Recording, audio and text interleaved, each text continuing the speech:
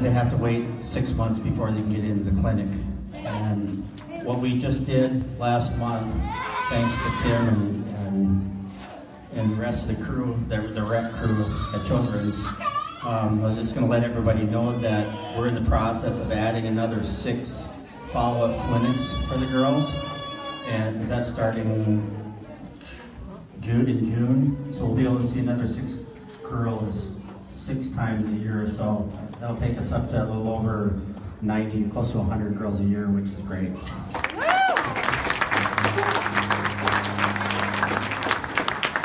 Yeah, we're really excited to be able to expand the clinic, and I don't see that ending. I don't see it slowing down.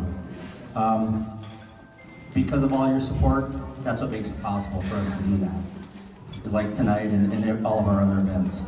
On another note, and I didn't get to pull it out here earlier, in February, the 12th of February, we had a mother-daughter makeover day, and it was pretty well attended. I think everybody had a really good time.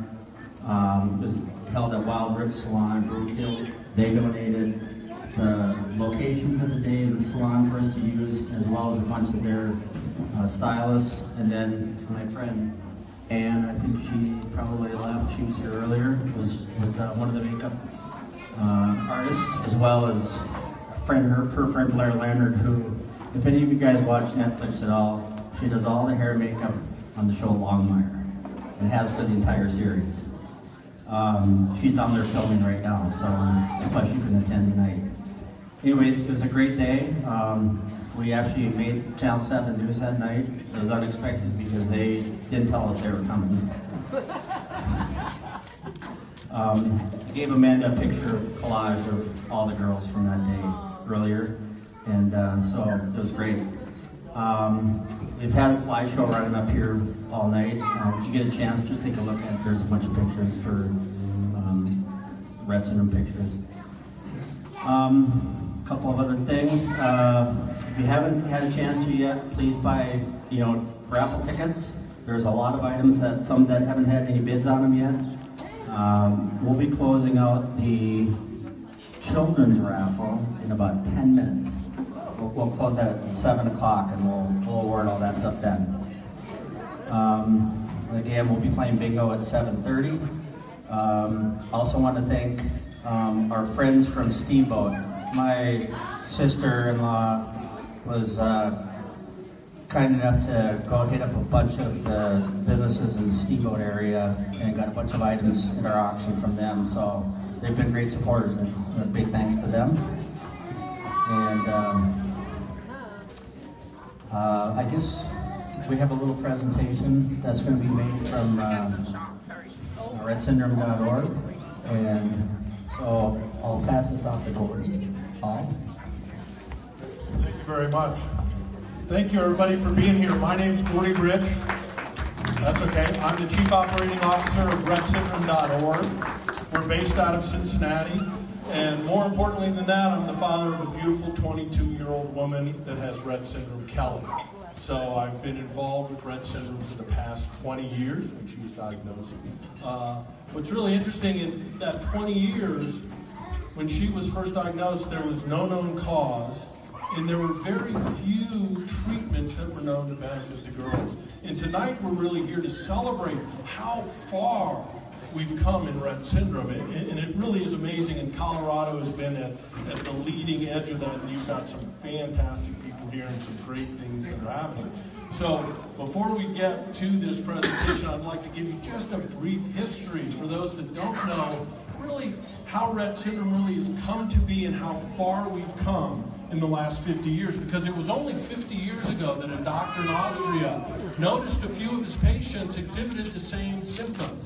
And he wrote a paper that was then become known as Rett syndrome. So that was only back in 1966. 30 years later, if we jump forward, the gene that causes Rett syndrome, a mutation on the X chromosome, was discovered in the lab of Dr. Huda Zogby. Then, if we jump forward even faster, in 2007, it was found that the symptoms could be reversed in a lab mouse, a genetically engineered lab mouse. So when you think about all that's happened in a very short period of time, it really is incredible. And what we're doing today is celebrating a clinic that was established here. And if we go back again a little bit in time, it was only 1996 that the NIH funded the first 4 natural history studies. So there were only 4. And at rettsyndrome.org, we said, well, wait a minute. We have a much greater population than 4. We have to get more girls seen in these clinics. So we funded 4 travel clinics. Today in the United States, in North America, there are 22 clinics, of which 14 have been designated as Rett syndrome clinics of excellence, and they belong to the Rett Consortium. So it really is amazing how far things have come. And 2 weeks ago, the phase 2 study of trofinetide, a compound that could become prescribable for our girls in the next few years, that could change the biology of Rett syndrome, was just announced. Neuron, the pharmaceutical company that's developed this compound, is now working with the FDA to move it to a phase 3 study. So really, when we think about it, in 51 years, we've gone from no known cause, no known treatments, and no hope of a cure, to knowing what causes Rett syndrome, having treatments, having exceptional care centers around the country, and now having treatments that could be prescribable for our girls in the next few years. And it wouldn't have been possible without events like tonight. So on behalf of all of us that are involved in Rett syndrome, thank you all for supporting it.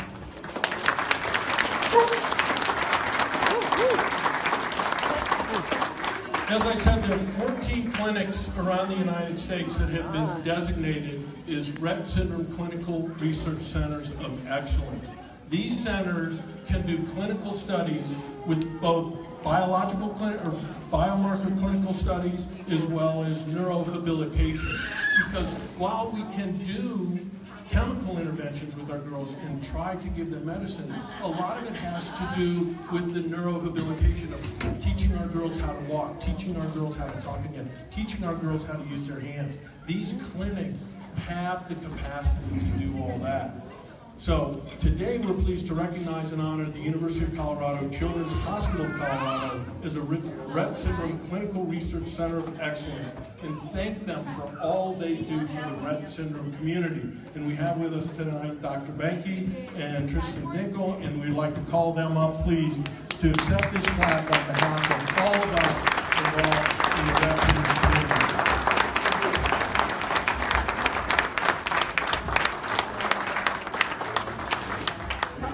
We'll move the rows in the middle of the seat.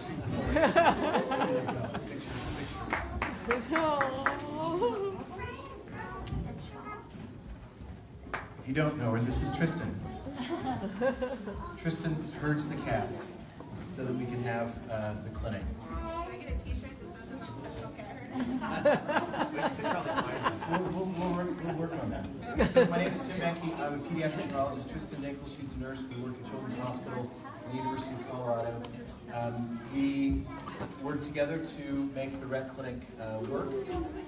Basically, we've got 14 different specialists, sometimes 16, that will see our girls and boys that have Rett syndrome, and it's all to try to coordinate care to make things as best as possible. It's been a great place to start the natural history study. The question is what do things, parents ask us, what does the future look like? The only way that I'm going to be able to tell you what the future looks like is by the natural history study. And why do we need to know that? It's because we're going to have new and fascinating ways of taking care of our girls and boys with Rett syndrome, and we need to know, is it really making a difference or not? And we're all very hopeful that not only are we going to have medicines, we may even have genetic therapies. And again, we're only going to know they work if we know what it looks like with everybody's different flavor of Rett syndrome. And so I encourage you, I want you to come to the clinic, but we also want you to come to the natural history study as well. And if you have questions about that or anything else, please grab one of us. What else can I say? Thank you.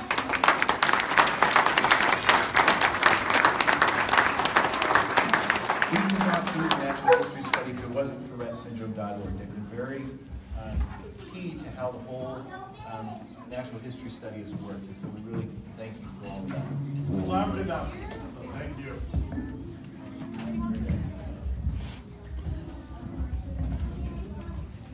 So again, just a few more minutes to go before we close off the children's raffle. So I'll be grabbing all those little boxes shortly and we'll do the drawing. Stick around, we're going to be playing bingo later too.